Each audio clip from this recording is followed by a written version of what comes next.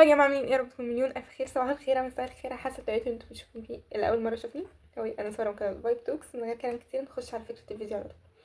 بص، احنا يعني بص، هو النهارده يوم 7 وانا امتحاني المفروض يوم كام؟ 21. فاضل له مثلا بتاع 13 يوم. هل انا اقعد اذاكر؟ لازم نعمل حاجه غير المذاكره. ايه هي؟ الرسم. بص، دي لوحه كانسون، فرخ كامل. ميس عايزاني ارسم فيها تمثال الحريه. هحطلكوا رسمه هنا.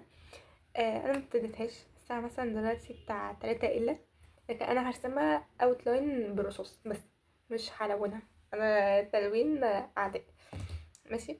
هتقولي لي عملت ايه النهارده؟ عملت انا مثلا من يوم الاربعاء اللي فات. النهارده ايه؟ النهارده الاربعاء، يعني بقالي النهارده الاربعاء اللي فات. ما بعملش غير الحاجه ان انا كنت برسم في الرسمه. مش في دي، في واحده ثانيه. واتكرمت عليها النهارده في اللايف بتاع المدرسه وخدت الشهاده. بس فخدنا الشهاده. نعمل بقى المفروض فيه بكره معرض بتاع الرسمه. هوريكم المعرض، هتخليكم معايا اول باول. بس فانا المفروض في بكره المعرض. النهارده اتكرمنا في اللايف، خدنا اللي هو الشهاده. والمفروض كنا هنقعد نعلق رسومات. هل انا عملت حاجه؟ ابسولutely لا. انا رحت اصلا بيونيفورم عادي جدا المدرسه. ما خدتش الحضور. ما كانتش ميس، ما كانتش موجوده. اخدت اذن نفسي ومشيت. طب ما انا ماشيه اهي. بس ف يلا بينا.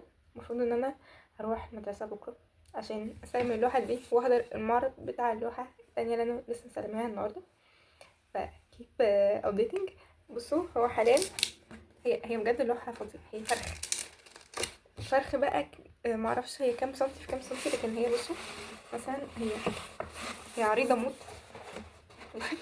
هي كبيره قوي. فهي يعني كبيره قوي قوي يعني. فهي المفروض انا عمري ما رسمت في الحجم ده خالص. يعني انا اخري كان اللي هو الكانسون، اللي هي كروسة الكانسون الكبيره. بالنسبه لي دي كانت كبيره موت. اللي هو لا، انا ما فيش هرسم اكبر من كده. غير ان انا بحب، انا بقعد ارسم حاجات صغيره صغيره صغيره، لكن مش صغيره قوي ومش كبيره قوي كده. بس يلا بينا نشوف هنوصل لايه. بصوا، احنا اول ستيب حددنا وخدنا نسب اللاين. تيجي تاني ستيب عملنا، خلصنا اول بوكس وكنت داخله البوكس اللي جنبه. تالت ستيب عملت البوكس اللي تحتي. دي النتيجة النهائية، مكنتش عارفة اصور.